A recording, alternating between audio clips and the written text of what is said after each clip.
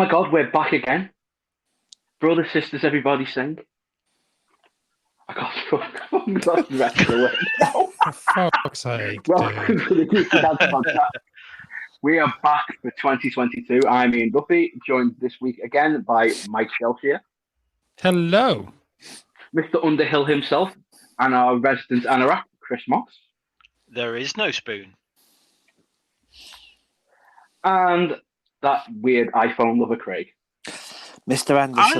I love iPhone. He thinks there is a spoon. Yeah.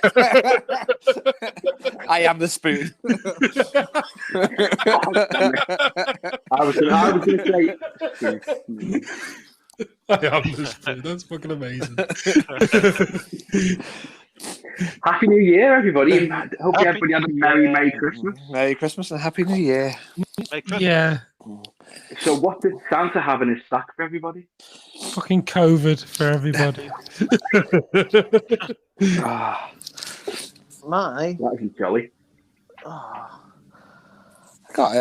We got quite a lot of stuff. I don't know if you saw the picture of the Christmas tree that I put up with all the presents in front of it. Yes, it was. That looked amazing, by the way. Yeah. Well, your kids must have been so excited. Well, it was there was 6 of us in the house where we were staying. So we're staying at my partner. It was her sister's house. So there was her, 2 kids. There was me, my missus, and Orla. So there was 6 of us in the house. So it was everyone's present. It wasn't just the kids. But she's dead weird, Claire. She likes to put the biggest at the back, and she sorts them all out neatly. That's what you did.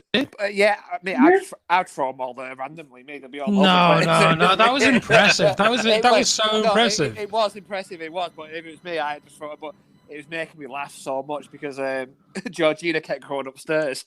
She kept finding more presents and bringing them down, and Claire was going mad. She's like, I'm going to have to fucking move everything again now. I was just laughing.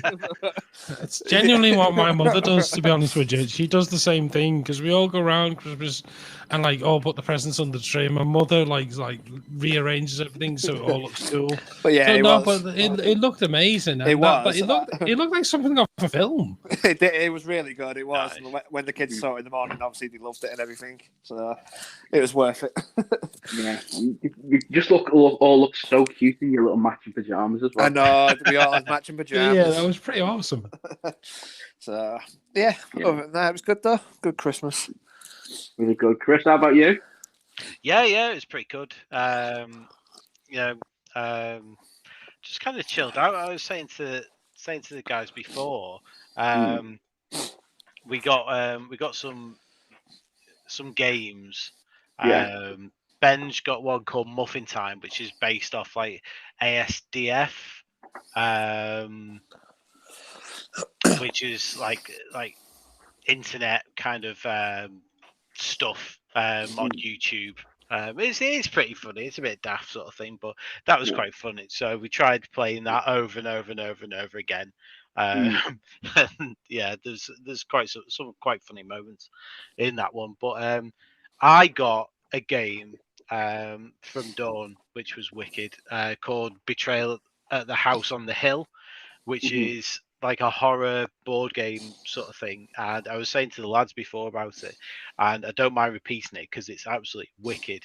And like pointed out, it's kind of procedurally generated. So you've got these room tiles, and the idea is you're exploring this old house. So you kind of flip tiles and put them, and you have 3 floors. You have a basement, the ground floor, and the upper floor. And you flip tiles over, and you can trigger events. You can find items, or you can find omens. And when you flip an omen, you have to do a dice roll. And the more omens the players have collected, the more likely it is that you trigger a haunt. And when the haunt starts, one of the players is revealed as the traitor. And it depends on which omen it is and which room you find it in. You kind of look up which one of 50 different like situations, like scenarios plays out, and it's really cool. There's all sorts, all the tokens and stuff. And I haven't seen. We've played it a few times, and we've not used the Frankenstein's monster token yet. We haven't used the Ouroboros head tokens yet. We have used the Demon Lord one, I think. There's all sorts of stuff. It's just wicked. You have to send a link. 50 I honestly 50 think I want this game. Yeah, send a link. different. Is it a physical game? Yeah. Eh? Is it a Yeah, physical game? it's a physical game, so it's like a Yeah. board game. Still at the house on the hill. Yeah. I'm trying to see like when it was actually like released, because I don't 2004, published by Avalon Hill, so it's not It's nearly even like 20 years new, ago. but it's really cool. So I'm definitely Wow. getting this game. Yeah, oh, it's it is wicked. So I'll stick that in the chat. That's the Wikipedia entry for it. So Amazing. so yeah, we didn't get to play it. We kind of played it in between Christmas and New Year, and we just kind of it almost permanently ended up set up on the coffee table. So that was cool. So and Benj loves it. Benj thinks it's ace. So Does he? yeah. Oh, Yeah. brilliant. Brilliant. And what Christmas movies did we all watch this year? Die Hard 2. I have. I watched the Terry Pratchett one. The Hogfather. the baby. What's it called? The abominable snow baby. Abominable Snow Baby. Because Yeah. I'm a massive Terry Pratchett fan. Oh, I'm God, a massive yeah. Discworld fan. Mhm. Huge Discworld fan. But I've never read that because it was a children's book. So yeah, I've it never was read it either. it was weird sort of watching it and sort of knowing Terry wrote that. And it was amazing right at the end to see that Rob Wilkins was an executive producer on it. I was like, holy shit, Wilkins was a fucking executive producer on that, which means that was definitely like sort of like very much how Terry would have liked it, because Wilkins was very, very close to Terry at the end. So I guarantee that was. Go on, Ian. So for everybody at home, who's Ray Wilkins? Rob Wilkins. Rob Wilkins. So basically, yeah, he was Terry's sort of assistant. But when Terry started to get Alzheimer's, Rob started like helping him write. Because Terry would forget, like he said it himself, he'd forget where keys were on the keyboard, even though he wrote all his life. So Rob took over, and he would write. Terry would just basically dictate, and Rob would like just write. So a lot of the later books weren't exactly written by Terry Pratchett; they were written by Rob, but dictated by Terry. Yeah. Okay. Sounds really good. I mean, I like you said earlier, I've seen the Hogfather, but I didn't watch the Abominable Snow Baby. The Hogfather film was okay. That was quite entertaining. It's okay. Compared to the book, it's shit. Yeah, well, that's the same with most things. I know. Yeah, you can say that about a lot of things, but like it's okay. It's not great though. Yeah, no, that's fair enough. Well, honestly, I can't remember a film watched at Christmas. I think, to be honest with you, the only film I remember watching over Christmas is the film we're going to be talking about today, and that's The Matrix. Wicked. What was everyone's favourite Christmas present, though? Ooh. There you go. Ooh, that's a good one. Socks. Socks. I'm not even fucking lying. I love getting socks. I genuinely do, because like I love having like new comfy socks. Everyone's like, "Oh, socks." I'm like, "Oh, fucking socks, amazing." Ooh, I got some with cats all over them. I'm actually wearing them right now, and one of them looks like potato. I was going to say, is it a potato sock? Yeah. Genuinely, one of them. Like, honestly, there's a cat socks, and I'm so impressed by them. They were my favorite. Even though I got way better, like more expensive presents, my socks were my favorite. Yeah. I think I've got like two two favorite presents. One was a mic, a podcast mic, which we can't use this evening due to technical issues. And the second present was we only just got it a couple of days ago because my mum didn't see us for like just after New Year due to COVID, and that was a hammock tent, which I'll be using this summer. Going solo camping. A hammock. A hammock tent.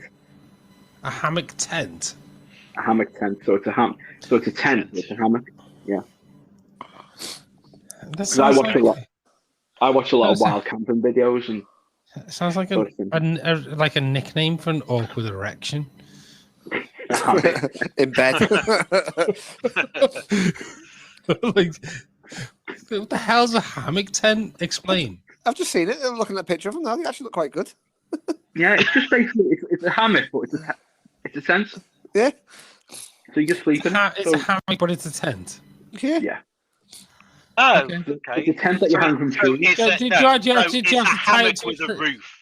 Yeah. It's a hammock with a Oh, roof. right. So you do still have to tie it to a tree. Yeah. What in my head, I assumed it was a tent with a hammock With the inside. hammock in it. Yes. Like, in my own head, I was like, "Oh, that sounds really cool." No, it's basically just a hammock That's with what a I roof. thought. Yeah. Yeah. Yeah, it's a hammock. It's Fuck that yeah. shit. That sounds like work. No, actually, they're really easy to put up. Actually, so you just unfold it. Just find two Tie it around the trees tree. that are As I very say, close you to got each to other. make sure you have the trees. Yeah, obviously gotta have the trees, Doesn't yeah. work at download when I've been there. Like, Yeah. No, I can't imagine any festival I've ever been to. That is asking for trouble putting that up. and No, down. what you do? Yeah, I download it. It is possible. You just find two people strung out on drugs, yeah. tie into them. Oh no, just sneak onto the stage one night and just tie them to each side of the side. There you go. So you wake up next morning on the stage and like 100,000 people like cheering you. I like my idea more. It's just hanging Yeah, on yeah. strung out people.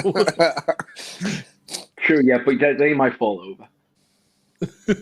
Yeah, that's possible. It's not possible. It's highly likely. Well, if it's muddy enough, you can stick Depends your what legs drugs in it's the taken. ground. Yeah, bloody hell. But yeah, so me and Tommy usually go camping in the summer, so we'll probably be taking that out to try this coming summer. Nice. I think we do want to do a little tour of Runcorn. So where I grew up in Medshire, there's lots of wooded areas, so I think we might try out there. Do not go camping in Medshire. I was going to say. Clues in the dear. name. Wild camping in Medshire, it's going to be amazing. Okay. Tonight on BBC News, a man was murdered in the woods. He camped out with his child. Like, that sounds so bad. Yeah.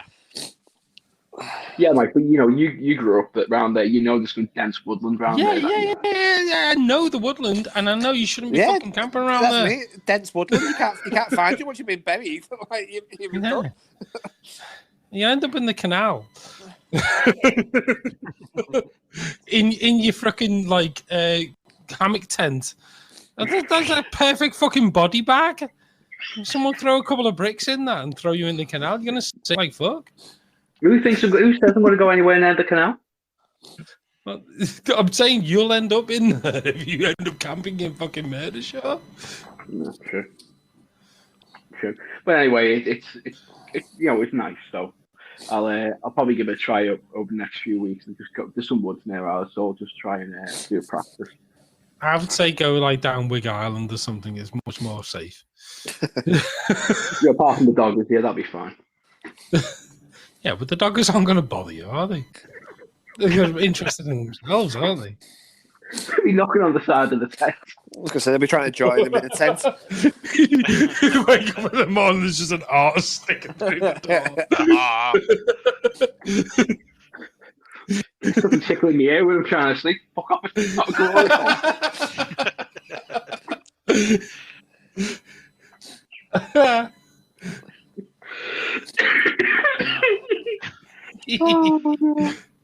Oh God. Anyway, on to the rest of the show. Yeah. So, in 1999, everybody thought the big sci-fi movie of the year was going to be Star Wars: The Phantom Menace. Oh, Nope. how we were wrong. George Lucas's fourth Star Wars film was released to, well, let's be generous, mixed to middling reviews.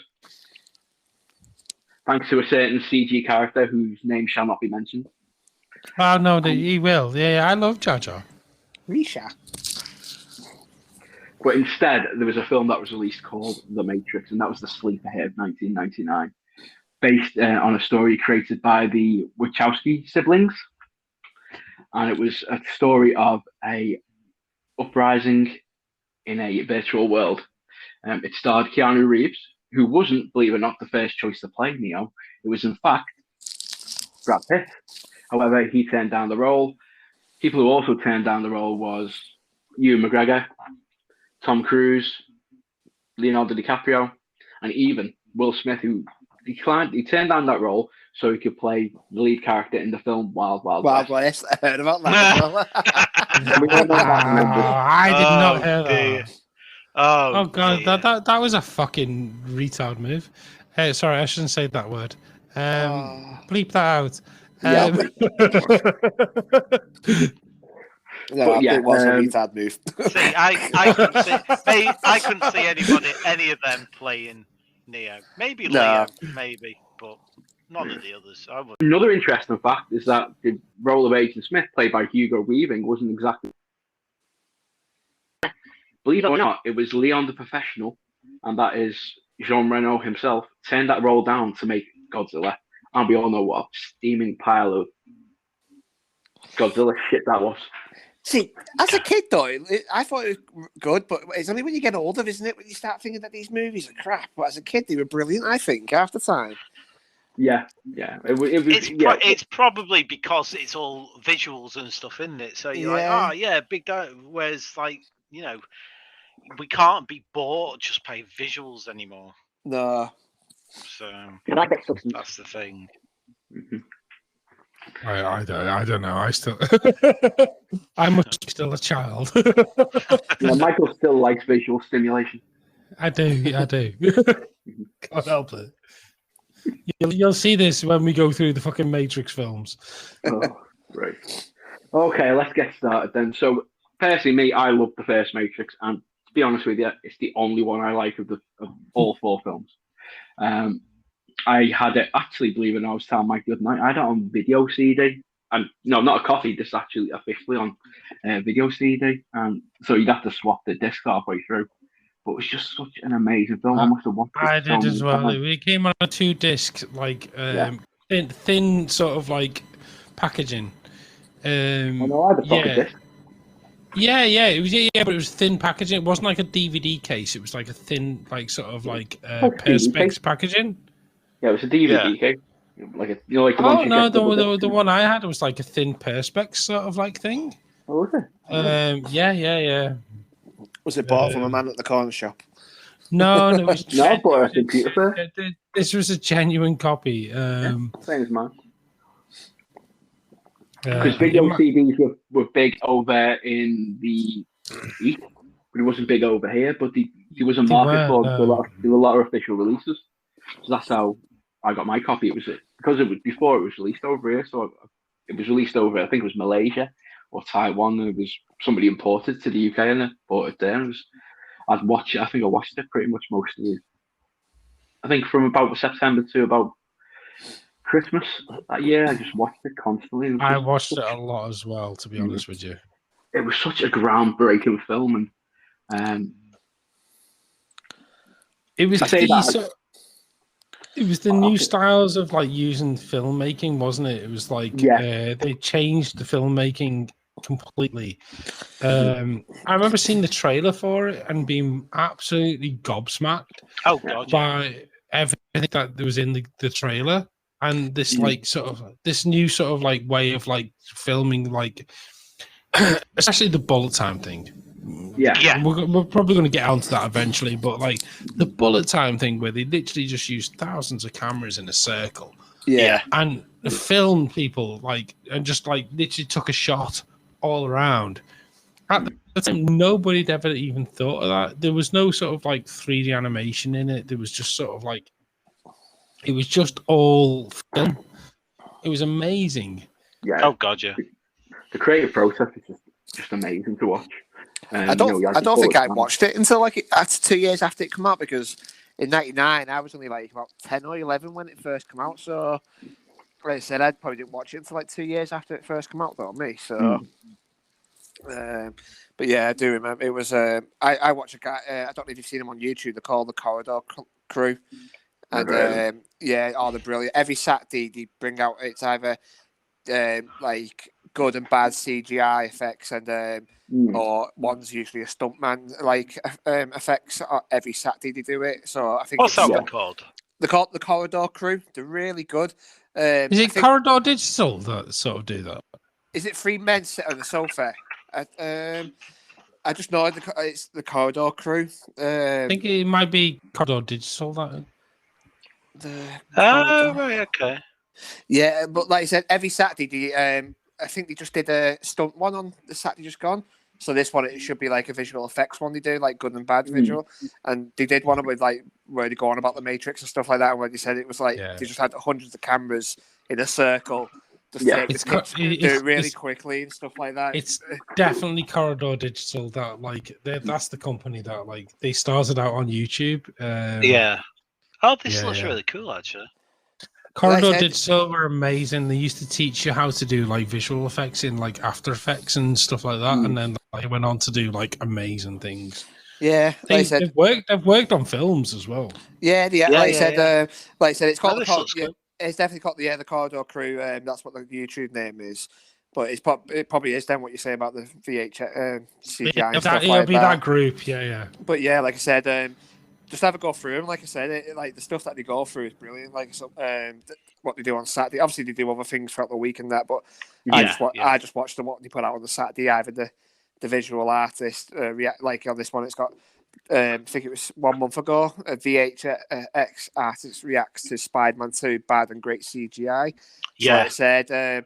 What they do on it, like I said, so they don't just obviously do the good bits, they obviously do the bad bits as well and stuff like that. What's good and stuff, and they go through how it's done as well. So, like I said, it's worth watching them. I watch them all the time. No, that looks really cool.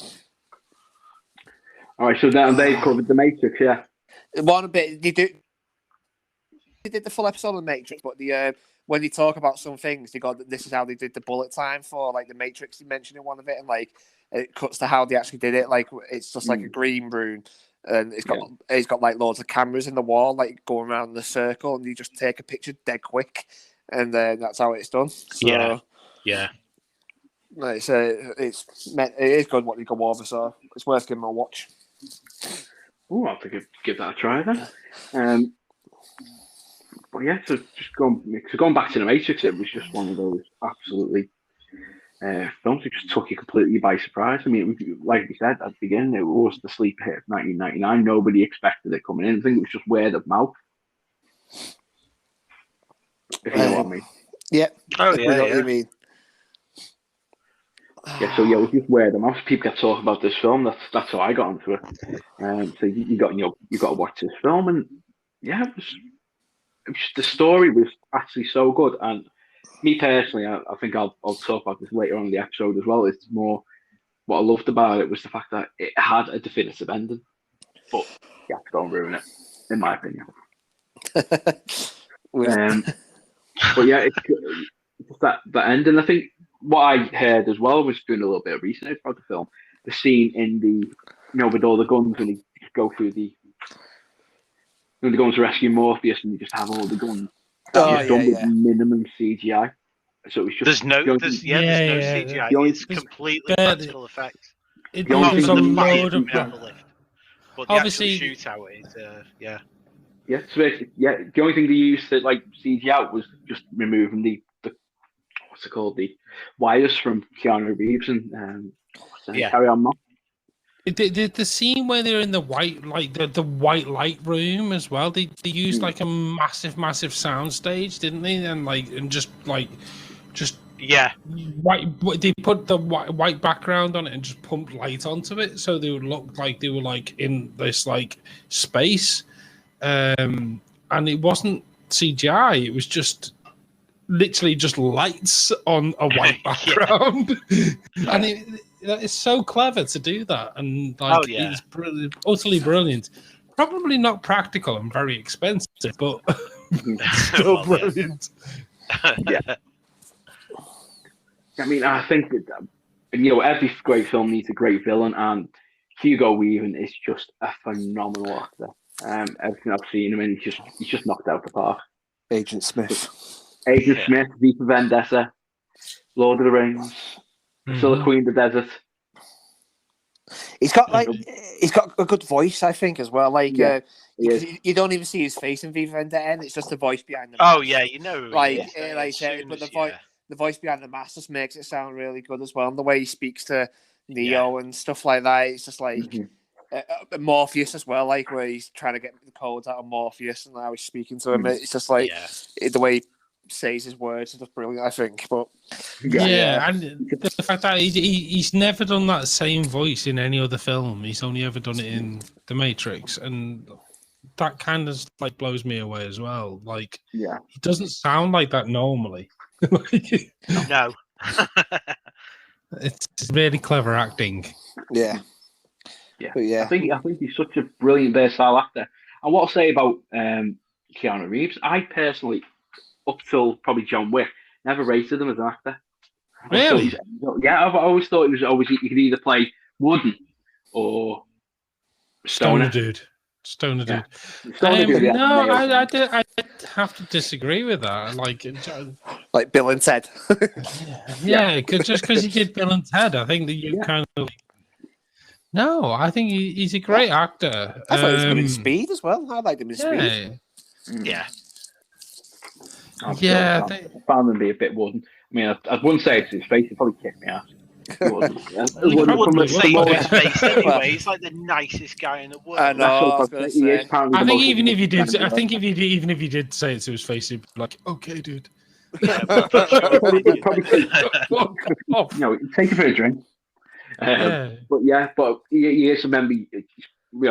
I've never heard a bad word said about him. No, not at all. I mean, I heard the latest film. He actually donated 70% of his salary to a leukemia charity. That doesn't surprise me. I was saying one of him. I think for the stuntmen for for the John Wick movies, he bought them all Rolex watches. He did, stuff like that. It's just like he is fucking legend. He is brilliant. Yeah. He's actually, apparently he's just like one of the most nicest human beings on the planet. Good on. Yeah. I think any actor that's ever worked with him, you heard like them talk, and they always say like he's just an amazing person to work with. So yeah.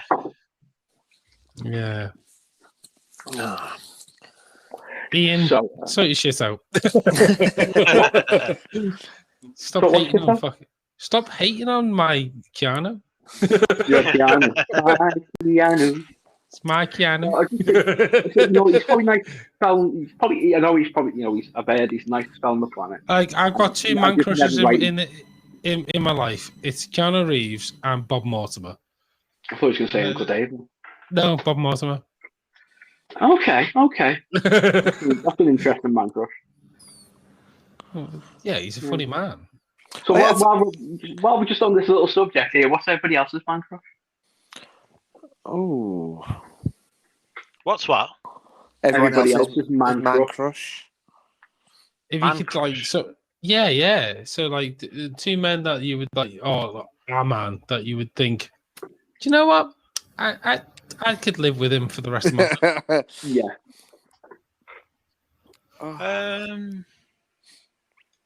Doesn't mean sexually. Yeah. No. Yeah. Like Bill, Bob, Silent Bob, heterosexual life means. Yeah. I can't think of who I would. I did actually. after the first movies come out, I did think Bradley Cooper was like at the time. Was a bit what, Craig? He He was my sounded man so crush. excited. Yeah. Oh, I Bradley know. Cooper. He was definitely my man crush. He was definitely my man crush. Said man crush, not man lust. He was definitely my man. Okay, so Bradley Cooper. Chris, what about you? I don't know. Honestly, don't know. Mm. Dawn would say it's I can't even remember what his name. What are the guys from JLS? Oh, Really? Aston Maydold. Apparently. Well, I don't know. I just thought you know. He's flexible. So, that's the only. Um, Yeah, I don't know. I Well, I think I've been we- told that my I think man. we've gone off I'll mark. think of something. I'll think of something later, and it'll be like super obvious, and I'll be like, "Oh yeah, I should have said him" Yeah. or something like that. But I Yeah. can't think of it now. Yeah, I've So- definitely been told by you lot that Michael Keaton is my man crush, which is true. Yeah, Well, that then. makes sense. Former Doctor Who Matt Smith. Really? Yeah. Matt Smith's a cool dude. Yeah, to be fair, Yeah, yes. he's pretty ace. And Ewan McGregor.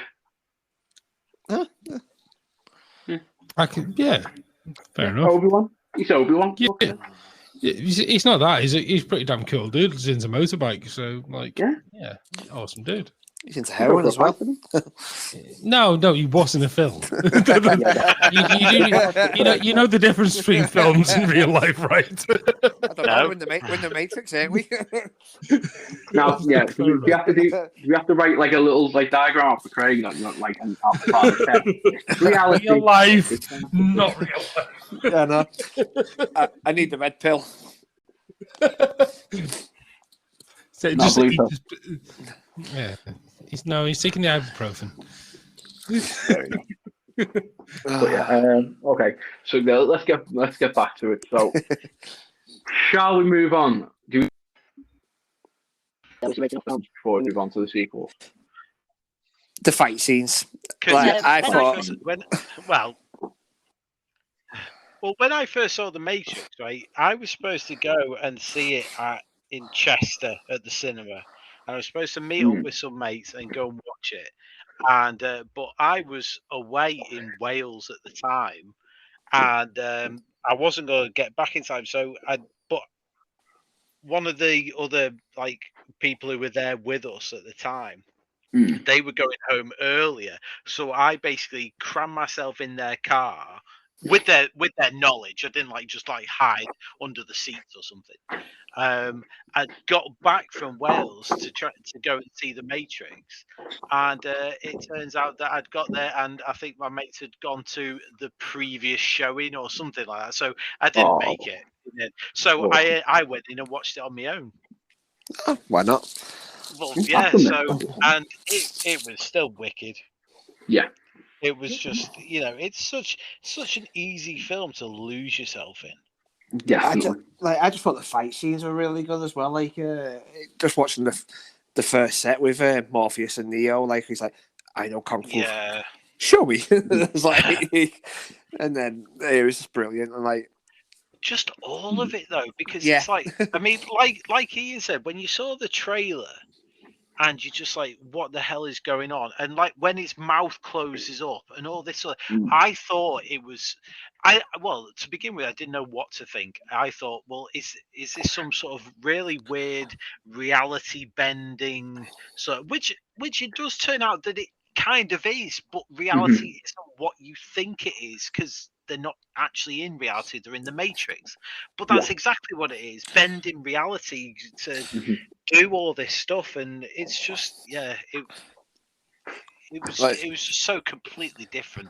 And I'm not surprised whatsoever, because like you guys, I imagine, doing research about it and what have you, because I've kept this up on my screen here because I thought this was so important, because like literally 10 years ago now, The Matrix was selected for preservation in the National Film Registry Archives of the US for being culturally, historically, or aesthetically significant. And I think you could argue that it's every single one of them.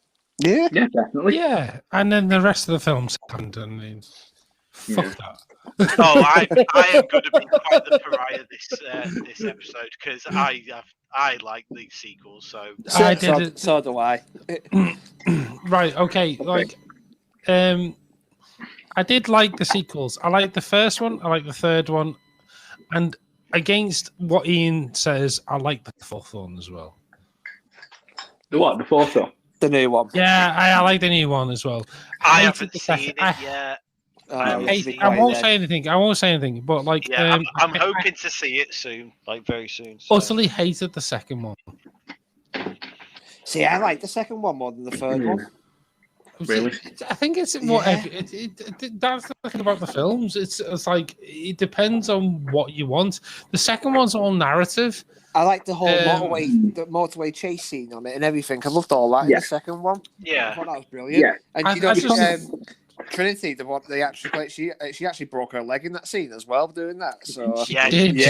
Yeah. That motorway bit as well. They actually built that. I know. They built that. They spent millions and millions of dollars, didn't they? Building that. They actually built it. That's how good they are with the practicals for that movie. But like I said, that was like Terminator 2 style, like sort of like want to like really do shit. Yeah. But like, yeah, I genuinely I thought the second one was just too much narrative, and yeah, I agree. I thought it was quite good. I didn't mind the narrative. I like the way that they dove more into. That's what I mean. What was going on? I liked the way that they explained away things that we have in reality. You know, I don't mean like the real sort of thing, although they could be. But you know, where they're talking about werewolves and ghosts and stuff like that. You have these unexplained phenomena. That is quite clever. I absolutely loved the way that they explained stuff like that away, because you think in the Matrix, you know, if the Matrix is supposed to be as real as possible. Well, how would they, or why would they even bother putting stuff like ghosts? Because, you know, they're not real, but they are because they're these rogue programs. How do you explain aliens? How do you explain like the Matrix could also have done that just to make you sit in? Because I don't want to. I don't want to give anything away from the new film. I'm like, I bite my lip because, the new one was confusing in some bits. Like, no, I don't think it was. I think the new one was really quite clever. It was clever, but some of it I think was confusing as well. Like, obviously, I won't go into it because Chris has not seen it yet. He's a bit slow on the uptake on this one at the minute. He's like me with the Spider-Man movie. So, I don't think we should. I don't think we should do spoilers anyway. It's a bit soon. So yeah. I will hopefully. I think we should have had it seen by next week. So definitely watch it. I loved it. I thought it was, and I know everyone hates it. I don't understand why. What, the new one? Yes, I don't understand why everyone hates it. I think it's utterly brilliant. The ending's a bit weird, I think. Like, but that makes sense. I don't want to get into it, but we'll talk about it on another episode. It makes sense to me anyway. Okay. Well, you know, like I said, my opinion on the film series, including the sequels, is that I think it's one of these few films that I'm personally always says, okay, if a film's got such a good ending, make a sequel. But for that, it had such a good ending, I preferred it to end that way. It was just ambiguous, but it was an ending, but it was ambiguous, if you know what I mean. So on the end of the new one. No, the end of the first one. The end of the end of the first one's amazing. See, You this just is it. you just see that I don't benefit, have a yeah. problem with films that end like that. I seriously don't have an issue with. It's like Donnie Darko. It's like it's never explained as to what exactly is going on. I have got no problem with that whatsoever. If I'm left wondering what the hell's going on at the end of a film, I don't have a problem with that. I think it's As long as you don't try and carry it on afterwards. Well, this is it. But I don't think The Matrix is one of those films. I don't have in the same way. I don't have an issue with the fact that they carried on with it because it's not like I think it's because these are completely different films. I mean, obviously they are, but Donnie Darko it's like an isolated incident that takes that unfolds over X amount of days or weeks or what have you, and then it kind of wraps itself up, and it's just this unexplained event sort of thing. Yeah. Whereas The Matrix is not. It's this long-running narrative. It's an actual world. It's not just an isolated incident or anything. It's this world that continues on, and you do want to see more stories. Well, and you do want to see it continue. So I was going to say with The Matrix, though, you like I said, the first one, like you want to see more because you don't want to see him become the one for like 10 minutes, if that, at the end. Yeah. And then not see him actually do anything else with his powers. Like you see him stop the bullets and then beat Mr. Smith within like 2 minutes, and then that's it. And it's like, so he's the one for a whole of 5-10 minutes. You're not going to show anything else, and then in the other two, you get to see a lot more. There is that, but like it become a little bit boring with the second two because it was like more like a superhero film because he was like suddenly had like superhero powers and stuff like that. But I do want to sort of like point out as well. Does nobody actually see the similarities from the first Matrix film to the Star Wars films? To the first Star Wars film. Yeah, you're trying to say that Neo's powers are more like the Force in a way. Like no. Neo is like Luke. You've got looks from his like Obi-Wan Kenobi. Oh yeah, like Obi-Wan, and his world is destroyed, and it's like it's so similar to the fucking Star Wars film. Yeah, it is. Ridiculously similar. It's the same narrative. Yeah. It's the exact same narrative. The only difference is the woman he fancies isn't his sister. That's true. Actually, you never know. They were born, genetically. Yeah, they could be. Just saying. But yeah, what else was I going to say about this? I will just go back to the first one and just a point that I thought one of you might have picked up on. It was the scene of the girl in the red dress. Oh yeah, right. I think I programmed it. Yeah. El Sleazo from episode 2, Attack of the Clones. Okay, so in that scene where he's walking down in that program, he sees the woman in the red dress. What none of us notice is that there's people being duplicated. So people in that crowd, it's the same people. And instead of like using CGI, they actually hired twins. Like in Terminator 2, when the T-1000 kills that guard, they were played by twins. And so in just walk back and forth around the scene. Yeah, so it'd be say one fella walking there, and his twin would be playing a police officer. Yeah. And then you'd see some woman walking past, but somebody walking right past her again, and it was the same woman. It was all identical twins. But you didn't notice because you're too busy concentrating on that woman in the red dress. Okay. And that was really clever filmmaking. No, it is incredibly clever. But yeah, like I think like what you said, Michael, it was the narrative that was the second one that just got me. I mean, I was trying so much to love it, and I loved that scene and the bit with the what was it? The bit with the highway chase, that was absolutely amazing. That's brilliant. But like the rest of it is just so boring. But and like what Chris said, the explanation about werewolves, vampires, ghosts, that I thought that was a brilliant explanation. Yeah, that's great. And genuinely, there's parts of the second film that are great, but like the majority of it is just fucking boring.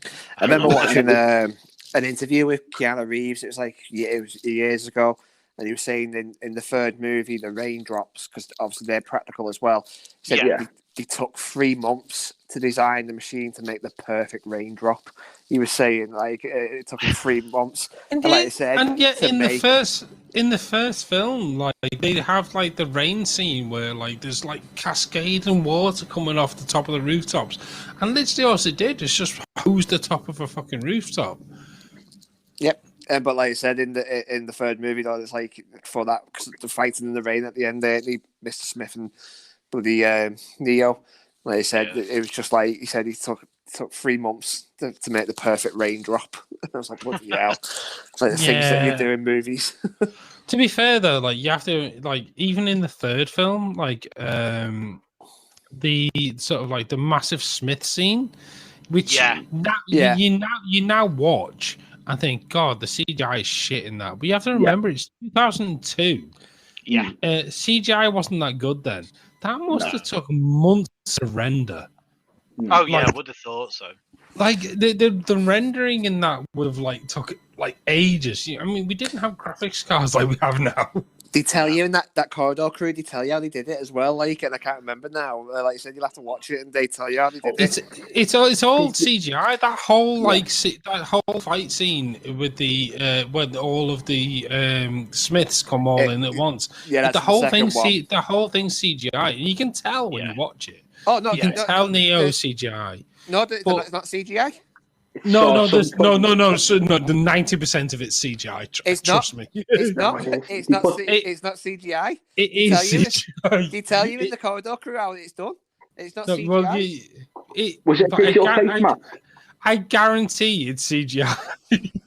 Yeah, CGI, but I think the use basically did a like they had actors, but he digitally put a face mask of like Agent Smith on. That bit, yeah, the face is digital. I'm not on about that bit. I mean, when he like sort of like when he ducks down and like there's loads of bits actually. Like when he flips over, you can tell it's just a CGI model of Neo, and you can tell it's. Oh, yeah. I think I know which bit you're on about. Yeah, no, yeah. So like in the third one, like when like he goes to see the Oracle, and then they all come in, don't they? And come like try and attack him. And Smith starts replicating himself. But there's a genuine like part of it where all of a sudden it all just goes CGI. Yeah, I know which bit you're on about now. And you can just see the second one. You can. It's in the third one. He doesn't fight Smith until the very end. In the third one. It's in the third one. Yeah. In the second one. The second one is where he fights the load of Smiths. Yeah, where he comes out the door and then a load more start coming through. But the third one is the one where he only fights the one Smith at the end, but there's loads of Smiths around and he doesn't fight them. Yeah, because there's the Smith in the real world though as well. No, it's no. I'm pretty sure I'm right. The one you're talking about. Is it the one where he got Paul and it's in Reloaded where he fights all of the Smiths, isn't it? There's a bit where he's speaking to the Oracle, and then the Oracle leaves with that. And he's sat on the bench. He's sat on the bench with the Oracle. Reloaded is the second one, and that's the second one. Right. Yeah, that's in the park. Revolution, like the little park. Yeah. I've got them mixed up. It's the second one. Like I said, 'cause he only fights Smith at the end of number 3, and that's where they're all along the streets in the buildings, where he's basically Smith's took over the world. He's copied everyone. So, like I said, see what's happened is I've watched all of the films in like 2 days, and it's all mingled into my brain in one. I know, it's wicked, isn't it? You need to reboot it. I need to reboot my fucking brain after watching all that. Have you tried turning it off and on again? Hello. Oh yeah, I'm gonna go sleep and then they'll be dreaming that in the Matrix. Probably. I probably will. Or wake up in a pod with a tube down his throat. Love to do. Yeah, and I'll be like, Jenny, stop doing that shit. I'm not into it. I've told you before. There's a thing you're in the bit of a sad fact. The reason why they changed the Oracle in the third one as well, because she died, didn't she? Yeah, she did. The actress who died played the one in the first and second one. Yeah, she was ill in the first. It wouldn't do for making the first one, weren't she? Was she? I don't know. Yeah, she was ill. She's ill in the third, making her smoke cigarettes. No, what? No, was she? I know. Yeah, I think she came back for the second one, but she died in between. Yeah, she died. She did the second one, and she died between the second and the third. Yeah. That happened with the fella out of what was it? Poltergeist 2, the baddie from that, Kane, and then you have to use like a different actor for the third one. They kind of made it. It's happening in a lot of stuff. I know. They kind of did it good though. Like they said, it was like a glitch in the Matrix, didn't they? As well, that's why she changed. So in that kind of movie, it's kind of like a good way of actually changing. You can get away with. You can get away with in the Matrix. In the Matrix, it wasn't a glitch. It's because she was attacked. Was it? I can't remember what it was, but I knew it was something weird. But yeah, she'd been attacked, so she had to change her coding. To try and avoid Smith. I can't remember who it was actually that attacked her. It's got to be Smith. Smith. It might not have been Smith, to be honest with you, because Smith's not entirely. It could have been the Merovingian. It could have been. Was he the Frenchman? Yeah. It could have been the machines, just themselves, if you see what I mean. That scene with the what you're just saying. What's his name? With the French dude. The Merovingian. Oh, that's fucking weird, and like. It's good, but it's strung out. Yeah, I know what you mean. It's like, let's go get information, and he's like, it's so strung out. It's like, are they just wasting film time now?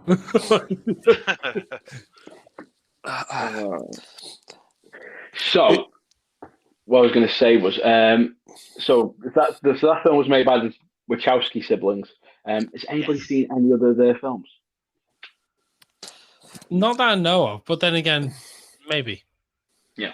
Let's see. They've made. I think the first film they made was Bound. No, I've not seen that. Seen that one? Okay. What about Speed Racer? The remake of Speed Racer? No. No. I think I have seen that. Yeah. V for Vendetta, I've seen. I don't think they made that. I don't think they made that.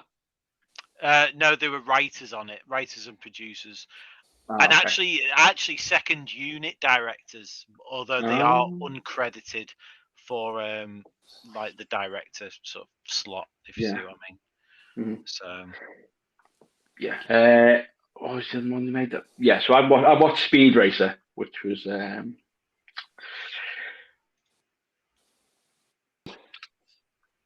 it was like watching an anime come to life.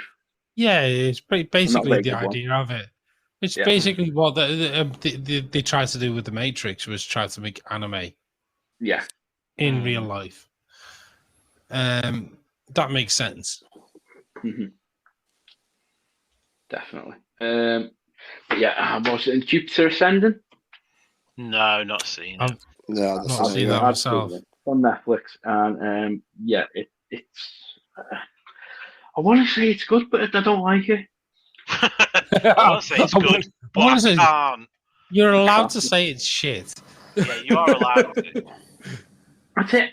I think it had. Actually, you know what? It was a bit like the Matrix, the other two Matrix films. I think it was an origin film, but they just tried to cram so much. What's the word? Too much story into it. Yeah, so much backstory, and I think it was an uphill battle from the start. I mean, Channing Tatum playing like a dog alien was. That's it. It was when they like cram narrative into it, and they like want to like shove it down your throat, and it's like, well, no, I just kind of want to watch action. Come on, guys. Yeah, definitely. But yeah, so I mean, was it good? I've only seen it the once, and I was just the entire time I was distracted by Eddie Redmayne's whispering voice in it. He talked like Voldemort, except somebody squeezing his bollocks. He was like, I don't know what you're talking about. What, in Jupiter Ascending? Yeah, he was like the baddie in it, and Honestly, you Alright. couldn't understand the word he was saying. It was like he was just whispering, but doing a really bad Lord Voldemort impression. Going, Alright. That's a pretty good Voldemort impression, to be fair, Duffy. nah, not it. I'll have to watch this now. I'm not getting the Avada Kedavra. I'm sure it's on Netflix. Yeah. It's just come back on Netflix. And he made that film Cloud Atlas, was it? Cloud Atlas was actually really good. I've not seen that one. I've not seen that either. It's pretty good. I know I've watched that. And it's Yeah. again, it's all narrative, so like be prepared, but it's also very visually amazing. So Yeah. it's Alright, pretty okay. good. Yeah. That's one thing I will say Which about the one's that Wachowskis. anyway? Which one is it? It's got Tom Hanks. I think Hugo Weaving's in it again, isn't he? And I Is think it? the fact that Tom Hanks is in it saves it. Oh, fair enough. Is it Halle Yeah. Berry as well? I can't remember, to be honest with you. But Why do like, I not? Why do I not remember? I remember watching that and thinking, "Oh God, this is actually quite a good film." Alright, okay. Yeah, give it a watch. It's Cloud Atlas. pretty good. Oh, that was. I don't know where that one is, but definitely believe that Jupiter Ascending or Jupiter Rising is on either Netflix or Amazon Prime. It's not on Netflix. I just checked then, so I'll have It'll be to. on Prime then. I don't have Prime. I'll have to go to www.something. Watch it there. Something. Highseas.com. Why do I not know anything about this film? None of this seems familiar at all. I don't think it like really got like. I remember seeing like bus advertisements for it and just seeing like the odd thing. The only reason I know it more than anything is because of Rick and Morty. It's got multiple plots occurring during 6 different eras in time. Okay. I got a Rick and Morty Christmas jumper Yeah, for Christmas. Oh, you know what? I was gutted. It was in Stevenage, and I could have got a Gremlins Christmas jumper for like £7 in Primark in the sale like 2 days before Christmas. And Nice. by the time I got there, they only had it in extra small. Always the bloody way with Primark. So you got it for the lad then, didn't you? No, I didn't. No, Is that true? Oh, that's Oh, so no. bad. No, I it's got not. myself a PlayStation one. If you can't have it, the Ooh, kid can't have it. Well, like I showed before, I've got a Home Alone Christmas jumper, which I just know. proves Oh, in fact, it's a Christmas movie, no matter what Mike says. What I said was, think about it this way. They also do a Star Trek Christmas jumper. So Yeah, because that's a Christmas movie. is it? I don't know. No, it's not. Is Rick and Morty a Christmas movie? Definitely. No.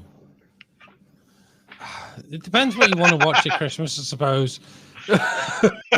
Anatomy Park is actually, I suppose, a Christmas episode, isn't it? So. God, we're going to be seeing South Park's fucking Christmas now as well. Yes, Oh, definitely. Yeah, Mr. get away.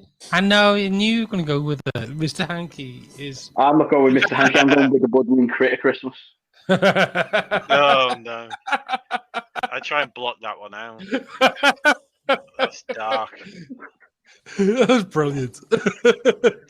Yeah. That really came back in imagination land and they killed it. Who was it? Oh, who was it?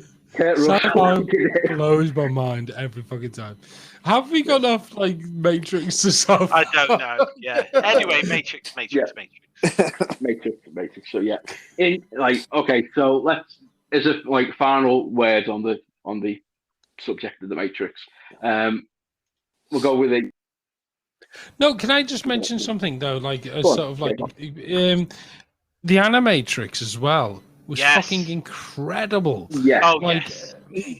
so the Animatrix came out like not long after the first Matrix film, and it was basically they gave the idea of the Matrix to like different animation studios, and I think there was like 6 of them. I think I don't know the exact amount, but like there was like There's 9 episodes. Oh, so there's 9 different studios that they gave it to. Well, no, because 1 and 2 are the same. The same studio. I assume the same studio because it's the Second Renaissance Part 1 and 2. Ah, right, okay. So they But gave it out the idea out to different animation studios, and they said to them, basically make your own like Matrix versions. If you've got a chance to watch this, it's fucking incredible because they're all like sort of like things that happen within the Matrix in Matrix world rather than in obviously in like not in Zion and like in the normal world. It's so incredible. There's one episode that like sticks in my head, and I remember watching like the voiceover, you know, when the director's commentary, and it's this like very anime one, and it starts out and it's just like a crossing in Japan, like a walkway, you know, when you press a button and it turns to the green man comes on, and it plays this tune, and people start walking across the road. To record that tune, they stayed up until like 2 a.m. in the morning to record it because people cross it all the time, and they didn't want to get any sort of like traffic noise or anything like that. So they stayed up until like 2, 3 a.m. in the morning so they could press it and like record it with no background sound. And it was like, they were so committed to like sort of like this like incredible episode. I'm gonna have to watch it again soon. It's really good as well, and it's the one with so like good. It's the one where like they class it as the haunted house. Yeah, and it's a kid's story. It's episode 5. Yeah, and they go to the haunted house, and when they jump off stuff, they can float and stuff. Yeah, it's because there's a woman's lost a cat. And, that's the She one. comes and the kids are like, "Oh, it's in there," and and it's basically a glitch. So good. It's just a glitch in the Matrix. I can remember like the first episode. I think it's the first one where it's like 3D animation sort of thing. I remember that one. That's the only one I can remember of it, where they're both fighting the world and stuff. But program. I think that one is. They get the mission, but they die before they get to the telephone or something, isn't it? Or the ship blows up or something. Are you on about the one where they see the drills? That's what I can't remember. It's been that long since I've watched it. I think what you're talking about is the final flight of the Osiris, which is actually episode 9. But, is it? Okay. But what it is that kind of it fits in between the Matrix and Matrix Reloaded, and the idea is the Osiris is like the Nebuchadnezzar. It's an airship. It's a hover ship, whatever. Yeah. And they're the ones that discover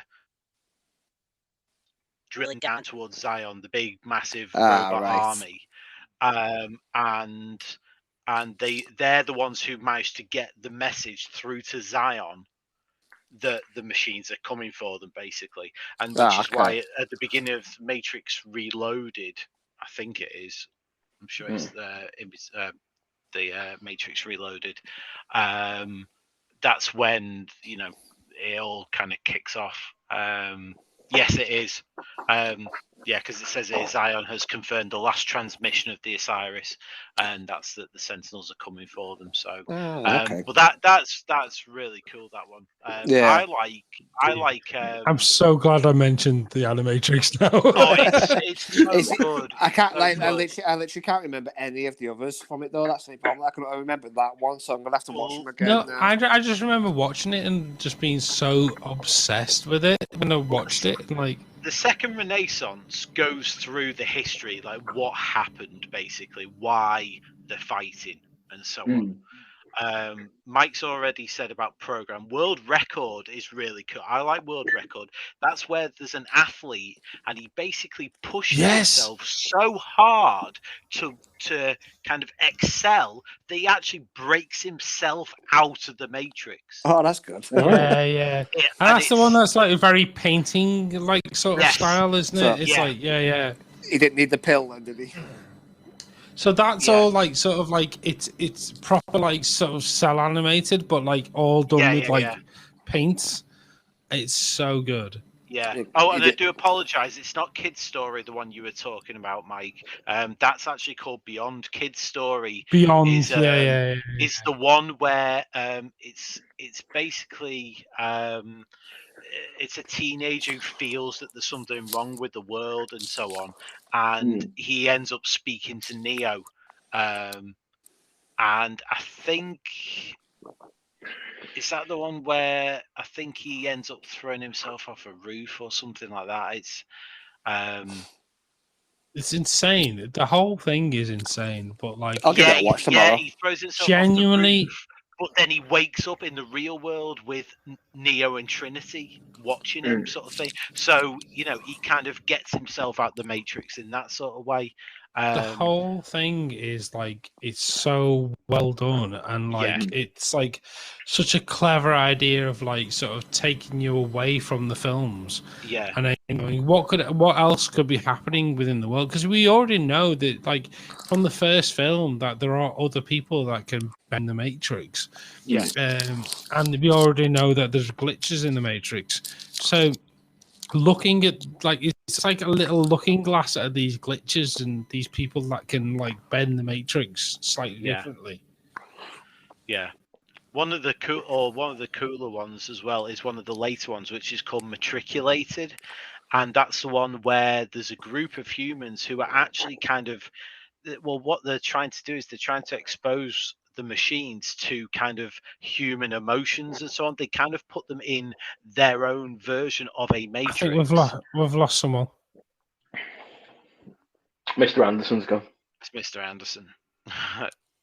Of course, it's Mr. Anderson. Yeah, and they're basically converting machines over to help them, to help the humans, sort of thing, which is really cool.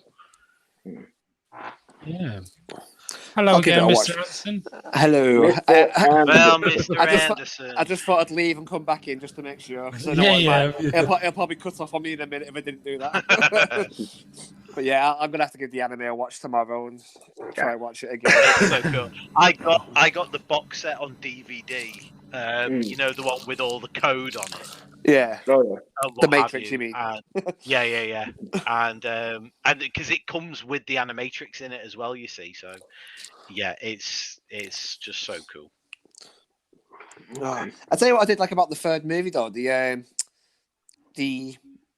robots that they used to fight the Sentinels. I thought they were brilliant. The one with the gun. Yeah, fucking awesome. The mechs. Yeah, they're like massive monkeys with their arms sticking up in the air, like going around with just those big guns on them. I thought they were brilliant. Yeah. Like I said, they're like knuckle up. Yeah. But yeah, you just hear reload. Yeah, I think that was a good scene I remember from the trailer. Yeah, I like those big mechs from the third one. Well, before we go, we'll just circle back around. And has anybody played any of the Matrix games before we go? Yes. I remember playing. Enter the Matrix. Yeah, I've got Enter the Matrix. I had Enter the Matrix on the PS2. Yeah, I played at my mates. I never actually had it, but I played at my mates. It was complicated. It was complicated as fuck. I know. It's just a pain in the ass trying to shoot the fucking agent, and it's just like, no, you got no chance. Yeah. They just dodged straight away. It's like, it was okay. It was a pretty okay game, but then what I have to honorable mention here, right? We all loved the bullet time when Matrix came out and we did that, and then fucking Max Payne came out. Yeah, and just fucking nailed bullet time instantly. This is how bullet time should be in a computer game. Yeah, Max Payne literally just was the game that was basically should have been the Matrix. Max Payne did it exactly right. I played Path of Neo as well, but I didn't finish that because it was too repetitive. It was like.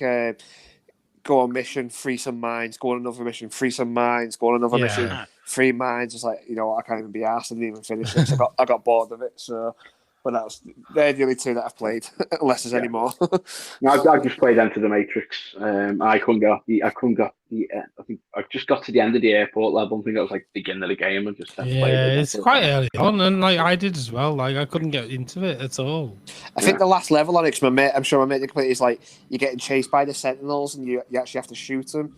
You're on one of the ships, and you're shooting all the Sentinels that are chasing you. I think that's at the end of the first of Enter the Matrix.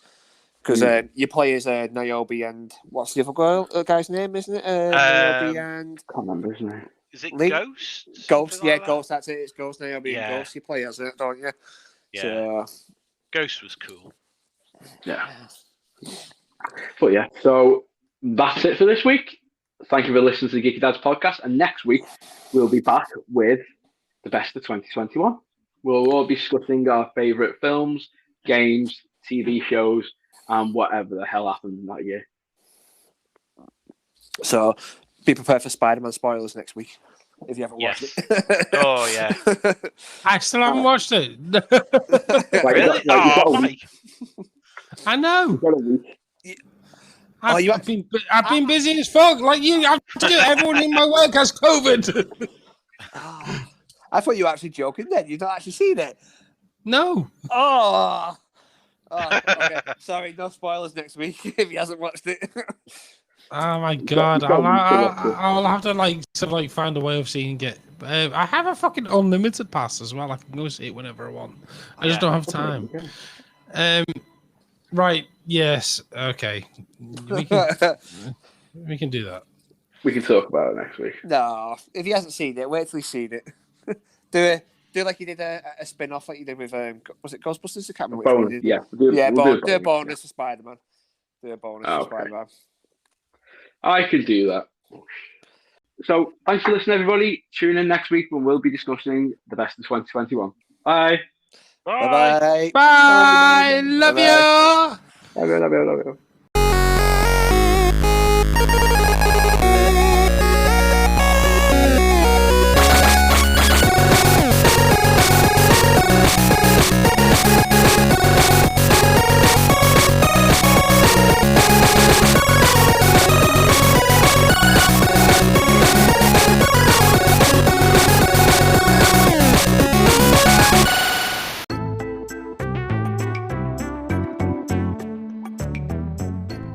Okay, Beastman, I will read the thing. Thank you for listening to the Geeky Dads podcast this week. You can find us on Twitter at the Geeky Dads Pod, Instagram at the Geeky Dads Podcast, Facebook.com/the Geeky Dads Podcast, and even now on YouTube, the Geeky Dads Podcast. What the fuck? We're on everything now. You can even listen and subscribe on Anchor FM, Spotify, Pocket Cast, and even Stitcher. Leave that alone, Beastman! You infernal boob!